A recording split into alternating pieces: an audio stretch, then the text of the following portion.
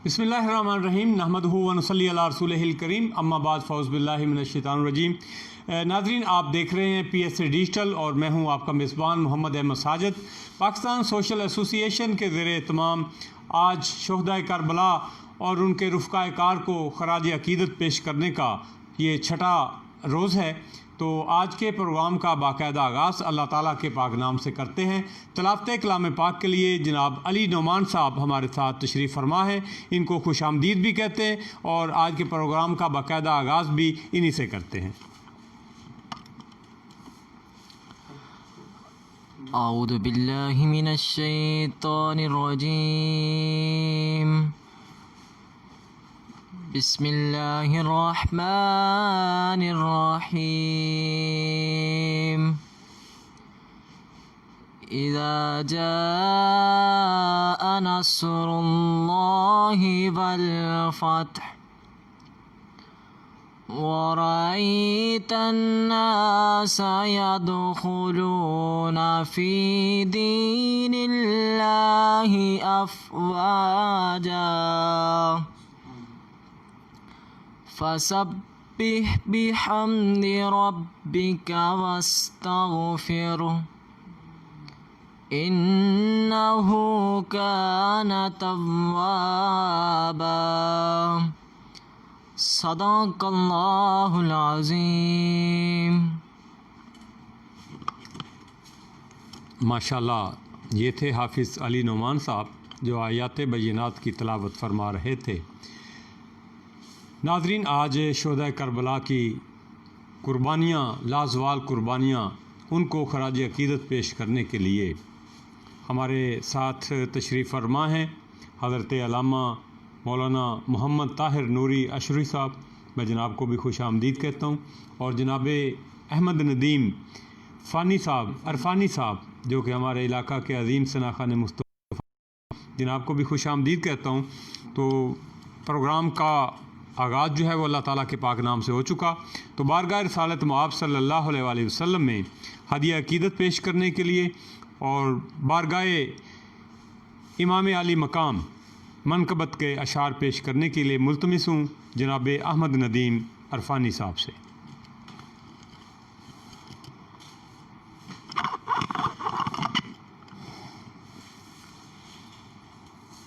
सल्लल्लाहु अलैका या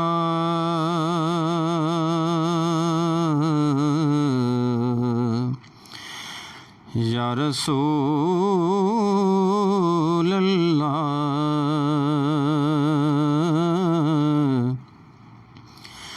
वसल्लम अलैका या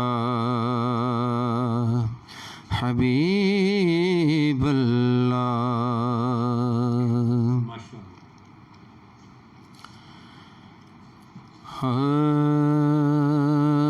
हुजूर मेरी तो सारी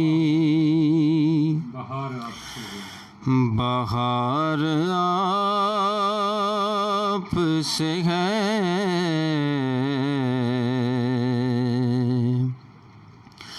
हुजूर मेरी तो सारी बहार आप से है।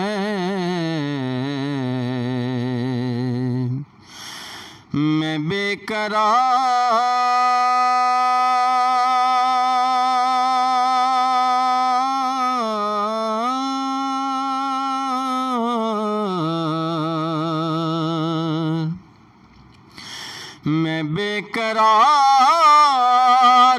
था,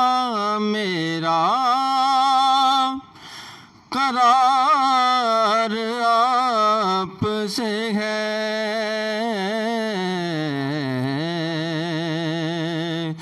हुजूर मेरी तो सारी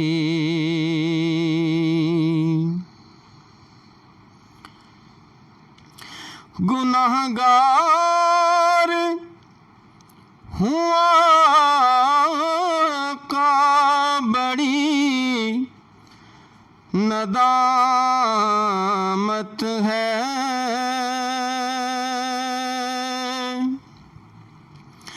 سیاہ کار ہوا کا بڑی ندامت ہے، قسم خدا کی یہ میرا وقار آپ سے ہے،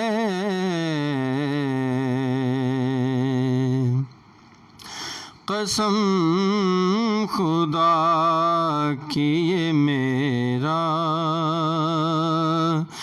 وقار آپ سے ہے، حضور میری تو ساری بہار آپ سے ہے، حضور میری تو ساری میری تو ہستی ہی کیا ہے میرے غریب نواز،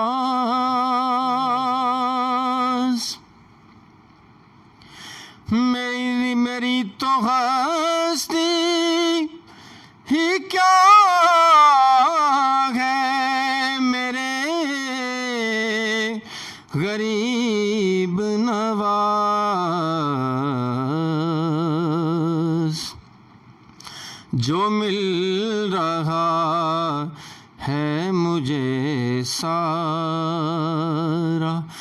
پیار آپ سے ہے، جو مل رہا ہے مجھے سارا پیار آپ سے ہے، حضور میری تو ساری بہار آپ سے ہے، حضور میری تو ساری محبتوں کا صلہ ایسے کون دیتا ہے، محبتوں کا صلہ ایسے کون دیتا ہے، سنہری جالیوں میں یار غار آپ سے ہے، میں بے قرار تھا میرا قرار آپ سے ہے، حضور میری تو ساری اور منقبت کے چند اشعار جی پیش حاضر خدمت۔ آیا نہ ہوگا اس طرح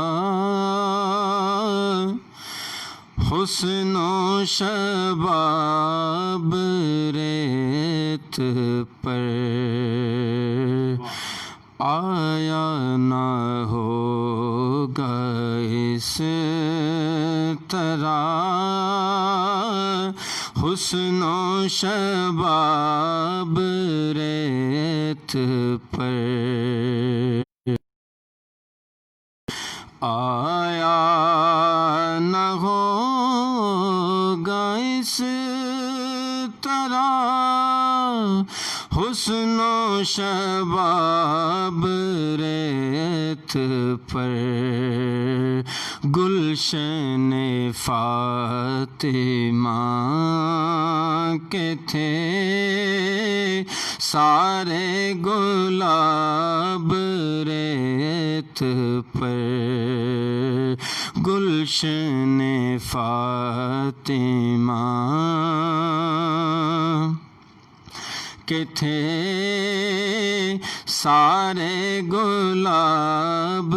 ریت پر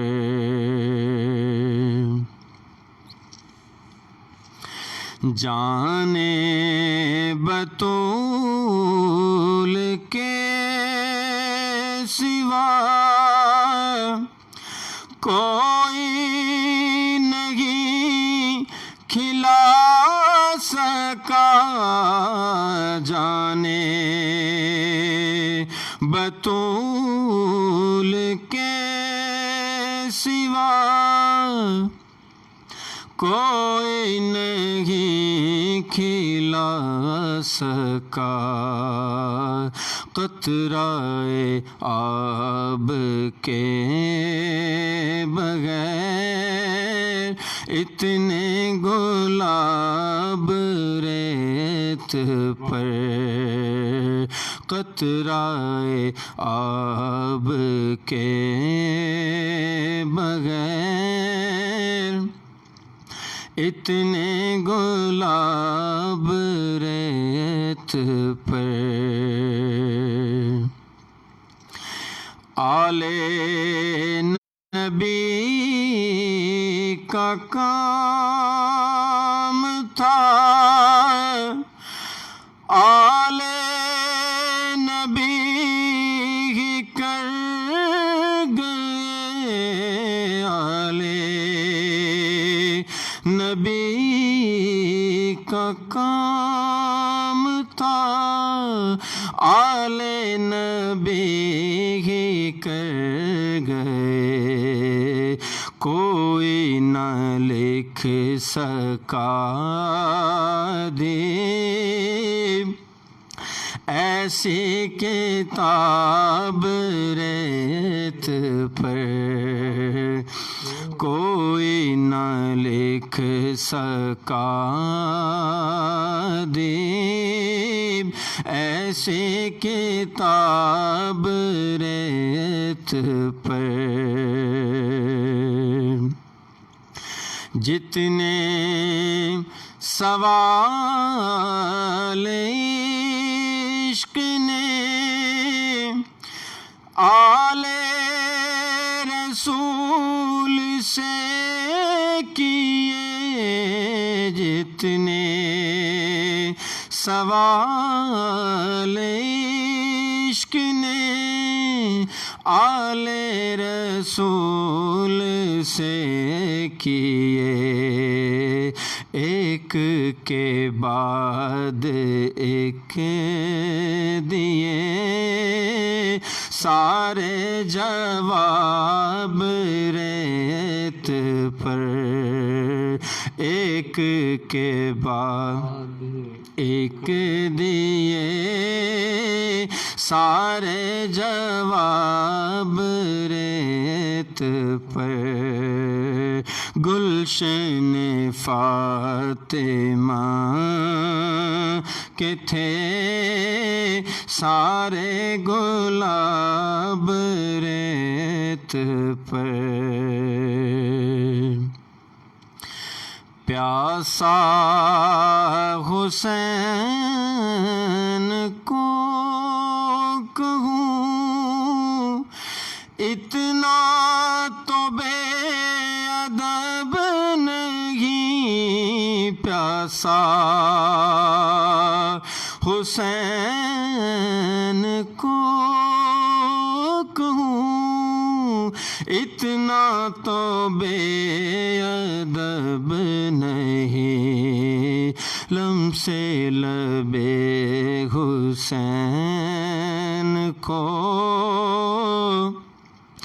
ترسا ہے آب ریت پر لمس لبے حسین کو ترسا ہے آب ریت پر گلشن فاطمہ کے تھے سارے گلاب ریت پر۔ ماشاءاللہ، بہت ہی خوبصورت انداز میں جناب احمد ندیم صاحب شہدائے کربلا کی قربانیوں کو خراج عقیدت پیش کر رہے تھے، اور خوش قسمت ہیں ایسے لوگ جو امام عالی مقام کا درد جو ہے اپنے سینوں میں رکھتے ہیں۔ سلامت رہیں جناب۔ ناظرین،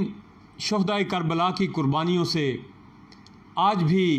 گلشن اسلام میں بہار ہے۔ ہمارے شہدائے کرام کا تذکرہ حصول برکت اور باعث نجات ہمارا یہ عقیدہ ہے۔ کربلا کے مسافروں نے قیامت تک کے لیے ہماری امت کے لیے اجالے اور روشنیاں جو ہیں وہ فراہم کر دی ہیں۔ شہدائے کربلا کی سیرت بے صبری نہیں تھی، جیسا کہ آپ نے کلام میں بھی پیش کیا کہ پانی خود ترستا رہا۔ شہدائے کربلا کی جو سیرت ہے وہ بے صبری نہیں بلکہ صبر و استقامت سے عبارت ہے۔ حدود اللہ کی حفاظت کے لیے سب کچھ قربان کر دینا شہدائے کربلا کا سبق ہے۔ تو اسی سلسلہ میں آج ہم نے بات کرنے کے لیے اسٹوڈیو میں دعوت دی ہوئی ہے ہمارے علاقہ کے نامور اور معروف عالم دین جناب حضرت علامہ مولانا محمد طاہر نوری اشروی صاحب، جو کہ پرنسپل ہیں دارالعلوم قادریہ نعیمیہ کے اور جامعہ مسجد حکیم غلام محمد والی کے خطیب اور امام بھی ہیں، آج ہمارے ساتھ تشریف فرما ہیں۔ میں حضور آپ کو ویلکم کرتا ہوں، خوش آمدید کہتا ہوں کہ آپ نے ہمیں ٹائم دیا اور امت مسلمہ کے لیے اسوہ حسنہ کا جو پریکٹیکل حضرت امام حسین نے کرب و بلا کے میدان میں پیش کیا، اس حوالہ سے ہمارے نوجوان نسل کو ہمارے لائیو یہ ٹرانسمیشن جو پی ایس اے ڈیجیٹل کے زیر اہتمام چل رہی ہے آگاہ فرمائیے گا۔ اور آج کا ناظرین ہمارا جو خصوصی ٹاپک ہے وہ ہے کہ جب کوفہ سے ہزاروں کی تعداد میں خطوط حضرت امام عالی مقام کے نام آنا شروع ہو گئے کہ آپ حضور ہمارے ہاں تشریف لائیں، تو آپ نے صورتحال کا جائزہ لینے کے لیے بطور مبصر اپنے بھائی کزن حضرت مسلم بالعقیل کو ادھر بھیجا۔ تو کیا صورتحال تھی انہوں نے پھر آپ کو بتائی اور آپ نے ادھر رخت سفر باندھا۔ وہ سارے مناظر جو ہیں وہ حضور ہمارے نوجوان نسل کو جو ہے وہ ذرا بتائیے گا کہ وہ کیا سما تھا۔ الحمدللہ رب العالمین والصلاة والسلام علی سید الانبیاء والمرسلین وعلی آلہ اجمعین، اما بعد فاعوذ باللہ من الشیطان الرجیم۔ قال اللہ تبارک وتعالی فی کتابہ المجید بسم اللہ الرحمن الرحیم ولا تقولوا لمن یقتل فی سبیل اللہ اموات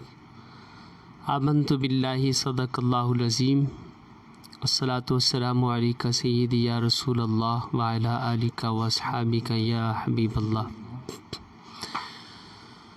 جیسا کہ آپ نے مجھے اسٹوڈیو میں دعوت دی تو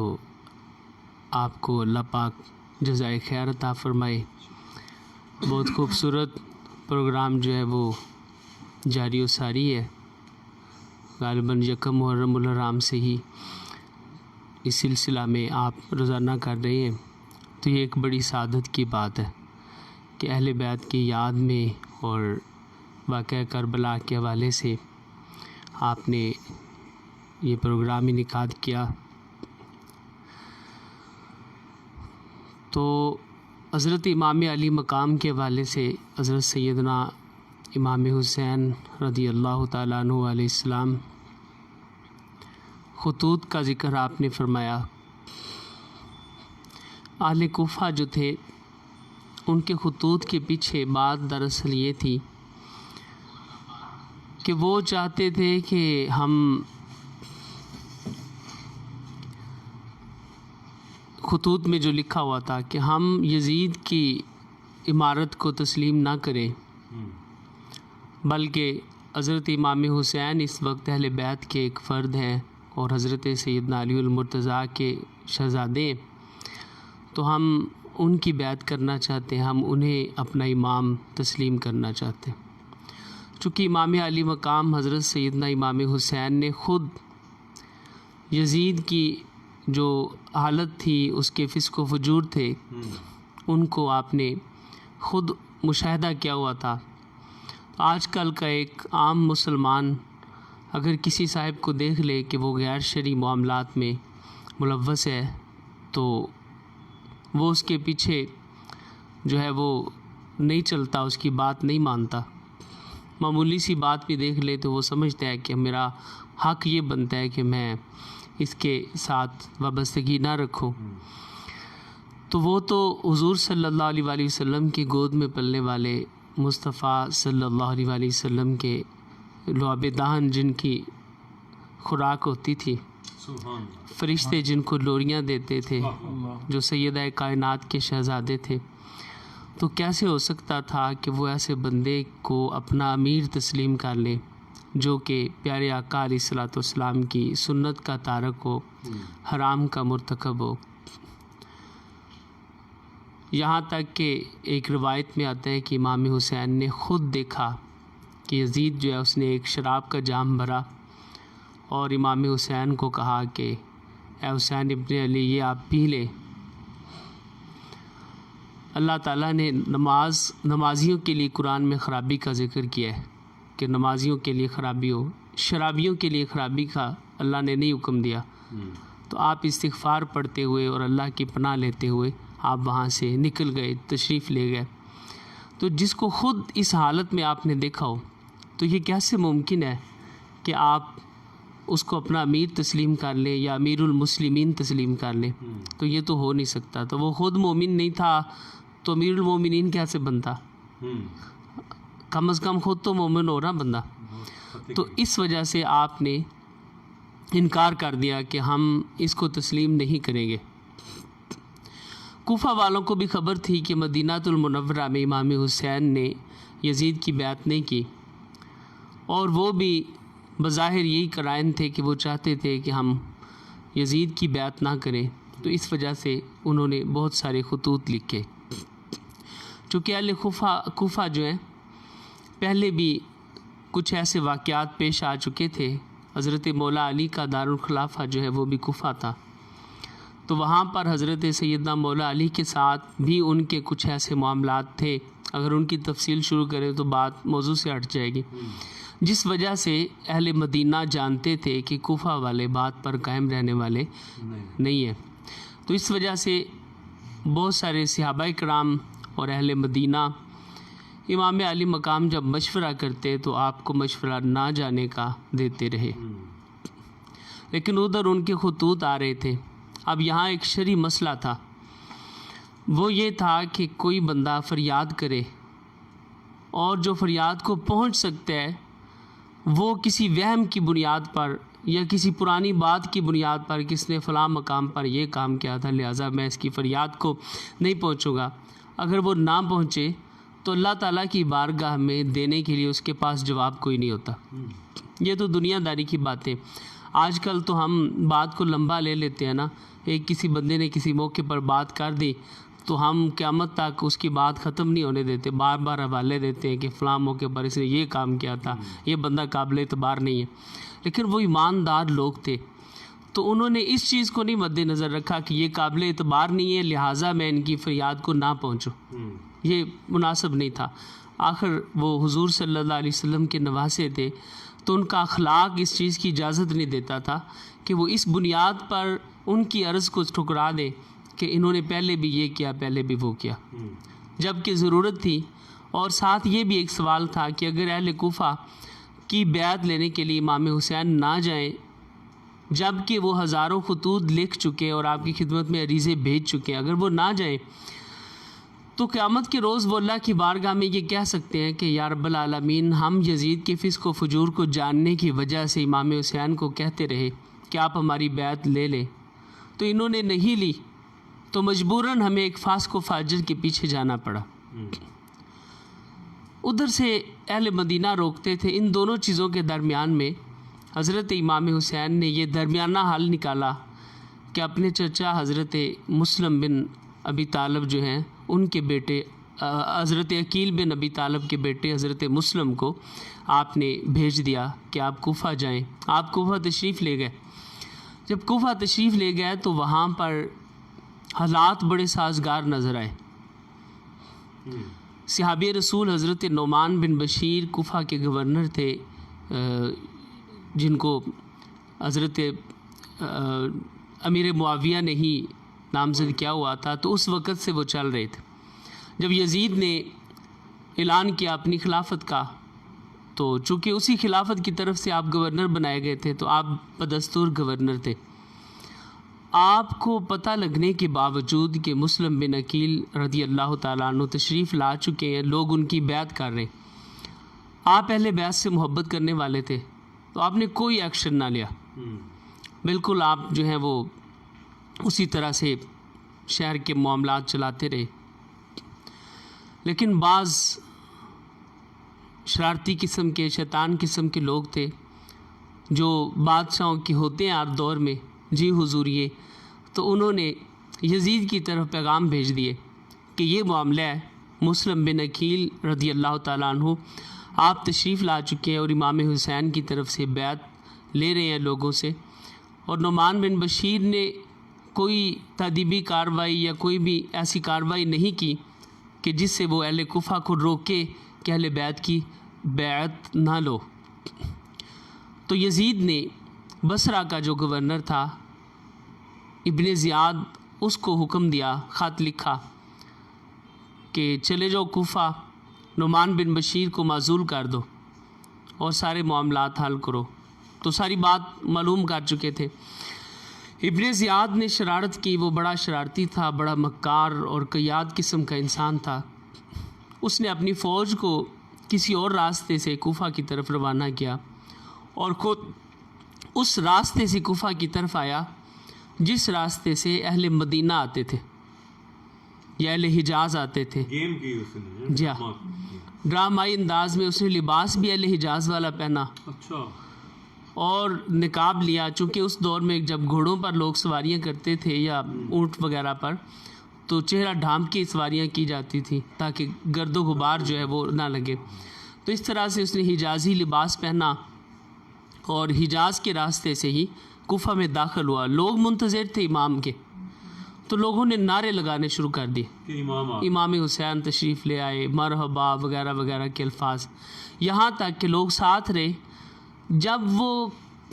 قلعہ میں پہنچا، گورنر کے سرکاری قلعہ میں، تو اس وقت لوگوں کو معلوم ہوا کہ یہ تو امام حسین نہیں ہے، یہ تو یزید کی طرف سے بھیجا ہوا کوئی بندہ ہے۔ تو ابن زیاد نے اس دوران میں لوگوں کا شوق دیکھ لیا تھا کہ لوگ کتنے منتظر ہیں امام حسین کے، جو نعرے لگا رہے ہیں، جو انتظار کر رہے تھے۔ کسی کو خبر تو نہیں تھی کہ آج کے دن امام حسین تشریف لائیں گے، لیکن لوگ خبر نہ ہونے کے باوجود منتظر تھے۔ اب آپ جو ہیں وہ لوگوں کا شوق اس نے دیکھا ابن زیاد نے، تو اندر سے تو جلتا رہا، لیکن سیاست کی وجہ سے وہ خاموش رہا تاکہ مجھے ادھر جانے میں دشواری نہ ہو، ایسا نہ ہو لوگوں کو راستے میں پتہ لگ جائے کہ میں یزید کی طرف سے کوئی اور بھیجا گیا ہوں، تو میرا محاصرہ کر لے، مجھے وہ گورنر ہاؤس میں نہ جانے دے۔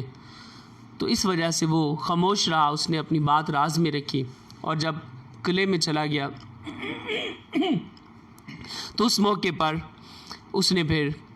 سارے معاملات کا جائزہ لیا۔ نعمان بن بشیر جو تھے ان کو معزول کر دیا، عہدے سے فارغ کر دیا، اور جو جس گھر میں حضرت امام مسلم بن عقیل رہائش پذیر تھے، وہاں جو اس گھر والے تھے ان کو گرفتار کیا۔ کوفہ کے جو بڑے بڑے معززین تھے، اشرافیہ تھے، جن کی وجہ سے چونکہ وہ دور تھا کہ ایک بڑا جو ہوتا تھا وہ پورے قبیلے کی نمائندگی کرتا تھا،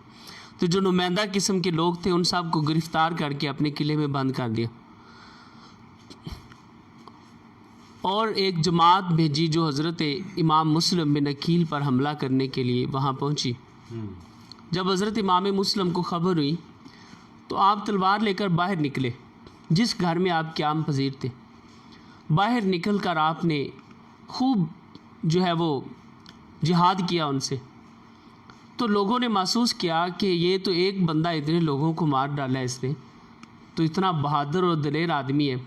ہم اس کو کسی بہانے یا داؤ پیش کے علاوہ زیر نہیں کر سکتے۔ تو اس وجہ سے انہوں نے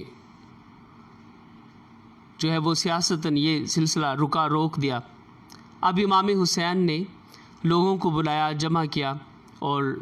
گورنر ہاؤس کا جو قلعہ تھا اس کا محاصرہ کر لیا۔ ہزاروں کی تعداد میں لوگ آپ کے ساتھ تھے۔ اس محاصرے میں حضرت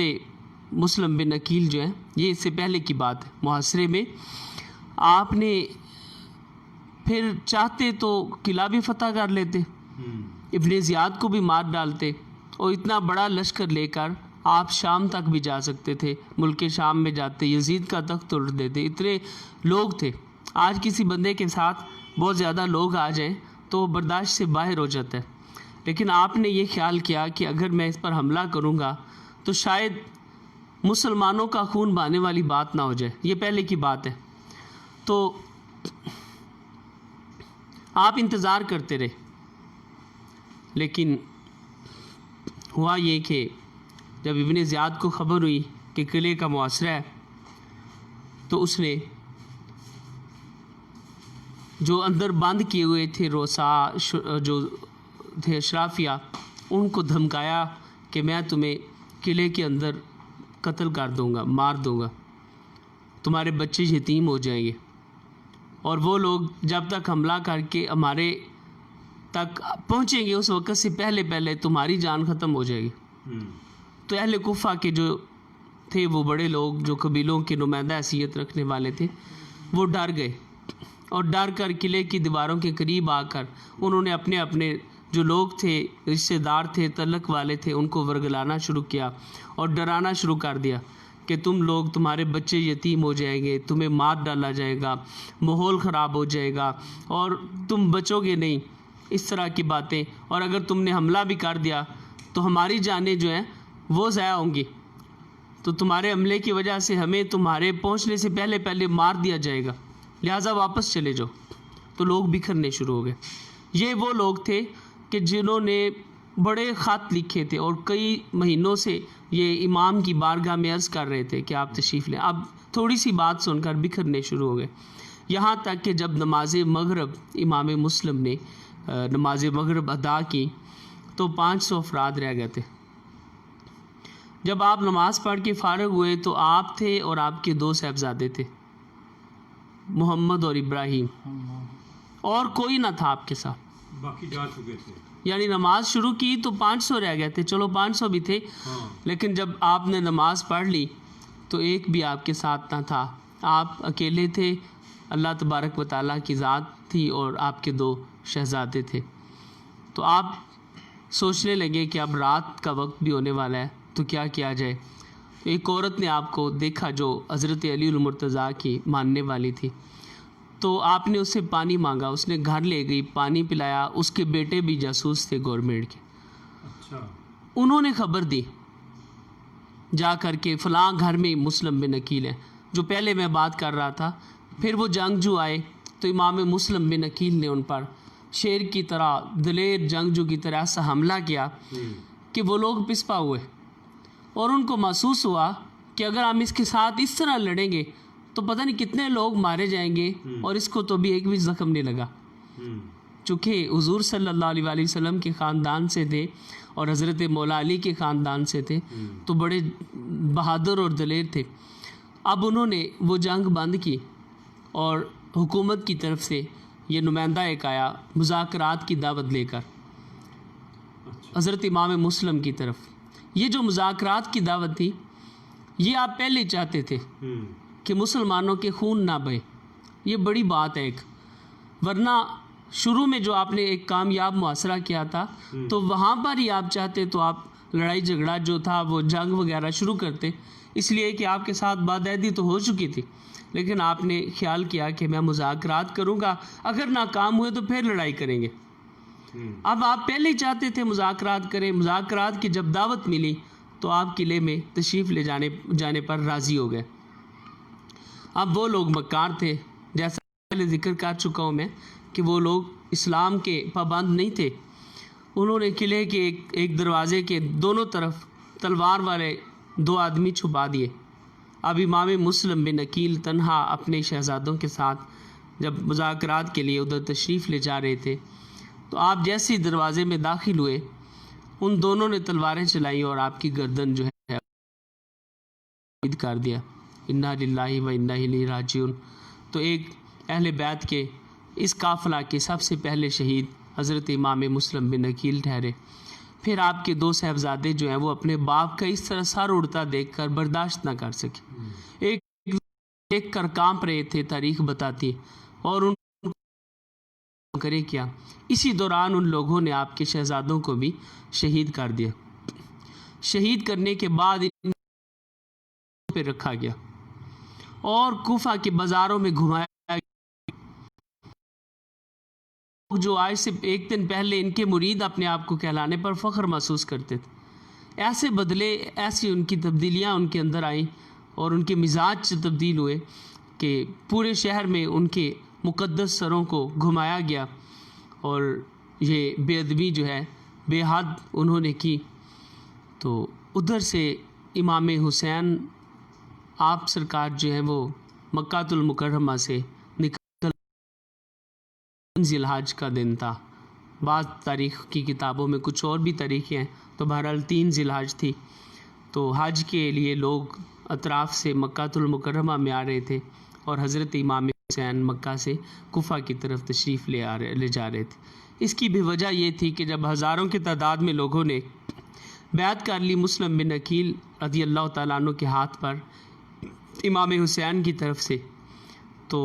حضرت مسلم بن عقیل نے خط لکھ دیا امام حسین کو کہ آپ تشریف لے آئیں، حالات اچھے ہیں، لوگ چاہتے ہیں آپ کو، اور بڑے والہانہ طور تو آپ تشریف لے آئیں۔ تو امام حسین نے جب مکہ سے نکلنے کا ارادہ فرمایا تو اس وقت بھی اہل مکہ میں کچھ صحابہ اور کچھ اہل مکہ نے بھی آپ کو نہ جانے کا مشورہ دیا، مگر آپ تھا کہ وہ آپ کی بیعت کر چکے اور آپ نہ جائیں تو یہ اخلاقی طور پر، شرعی طور پر جائز نہ تھا۔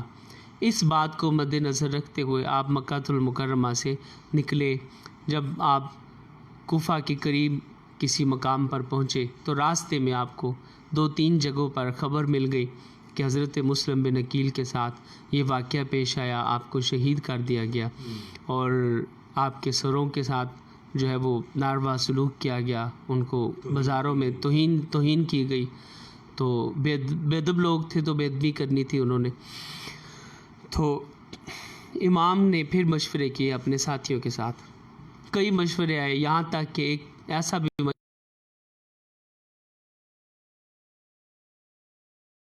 لیکن اس دوران میں حضرت امام علی مقام حضور صلی اللہ علیہ وآلہ وسلم کی زیارت بھی کر چکے تھے خواب میں۔ آپ صلی اللہ علیہ وآلہ وسلم حضرت امام حسین کو شہادت کی جو اشارے خواب میں دیے جاتے ہیں وہ بھی آپ کو مل چکے تھے، اور یہ بھی تھا کہ حضرت مسلم بن عقیل کے ساتھ کوفہ والوں نے کیوں بدعہدی کی اور عہد شکنی کی۔ تو اس وجہ سے بہرحال فیصلے جب کیے جاتے ہیں تو فرد واحد کا فیصلہ جو ہے وہ نہیں ہوتا تھا، اس دور میں بھی مجلس شورا فیصلہ کرتی اور مشورہ سے جو بات سب سے حاوی ہوتی ہے اس پر عمل کیا جاتا۔ تو مشورہ میں بات یہی چلی کہ آپ جائیں گے کوفہ کی طرف، آپ واپس نہیں جائیں گے، یہاں تک کہ کوفہ سے 2 منزل پہلے ایک مقام پر آپ نے ملاقات ہوئی ہور کے ساتھ، جس کو ابن زیاد نے بھیجا تھا کہ حسین علیہ السلام تشریف لا رہے ہیں تو راستے میں انہیں روکا جائے اور انہیں یزید کی بیعت پر مجبور کیا جائے۔ تو یہ ہور جو تھا یہ آپ کا بڑا عقیدت مند بھی تھا، حضرت علی المرتضیٰ کے مقام سے بھی بڑا واقف تھا، تو یہ نمازیں آپ کے پیچھے پڑھتا تھا، لیکن اس کو حکومت کی طرف سے مجبوری تھی کہ امام کو نہ آگے آنے دیا جائے، بلکہ یزید کی بیعت یا جنگ، ان دونوں باتوں کے درمیان میں سے کوئی ایک بات جو ہے وہ آپ چن لیں۔ تو اس طرح سے امام جو ہے وہ وہیں ٹھہرے، جس جگہ پر امام ٹھہرے تھے اس کا نام کربلا تھا۔ تو آپ پہلے بھی واقف تھے کہ جس جگہ پر آپ کی شہادت ہوگی اس مقام کا نام کربلا ہوگا۔ تو یہ شہدائے کربلا میں سب سے پہلی قربانی جس ہستی نے دی ان کا نام حضرت مسلم بن عقیل ہے، جو حضرت امام حسین کے چچا زاد ہیں۔ اللہ تبارک و تعالیٰ نے ان کے جو ہے وہ مقدر میں یہ لکھا کہ وہ اپنے بھائی کے لیے ان کے آنے سے پہلے شہادت کا درجہ پا گئے۔ ان کے 2 صاحبزادے تھے، وہ بھی شہید ہوئے۔ تو یہ کربلا کی جنگ کے کہہ لیں یا واقعہ معرکہ کے آپ کہہ لیں پہلے شہید ہیں۔ اللہ تبارک و تعالیٰ کے ان پر کروڑوں لاکھوں رحمتیں ہوں، اور ان کے طفیل حضور صلی اللہ علیہ وآلہ وسلم کی تمام امت پر۔ بہت خوبصورت انداز میں ہمارے ناظرین کو حضرت امام مسلم بن عقیل کے حوالہ سے، ان کی شہادت کے حوالہ سے گفتگو فرما رہے تھے حضرت علامہ مولانا محمد طاہر صاحب۔ تو ناظرین، عالم اسلام میں اس وقت جو ہے ظلم، بربریت، تشدد اور جو بدامنی ہے، اس کے خاتمے کے لیے شہدائے کربلا کے مشن کو ہمیں بھی اپنانا چاہیے۔ حضرت امام حسین اور ان کے ساتھیوں نے حق کا علم بلند کر کے قیامت تک مثال قائم کر دیے۔ ہمیں چاہیے کہ ہمیں بھی شہدائے کربلا کے مشن پر عمل پیرا ہو کر معاشرے میں حق، انصاف اور سچائی کے بول بالا کے لیے ہمارا جو کردار ہے اس میں بھی حسینیت کی جو ہے وہ جھلک ہمیں نظر آنی چاہیے۔ تو ناظرین، حق اور سچ کے لیے ہمیں کسی کے ساتھ جو ہے وہ ڈرنا نہیں چاہیے، بلکہ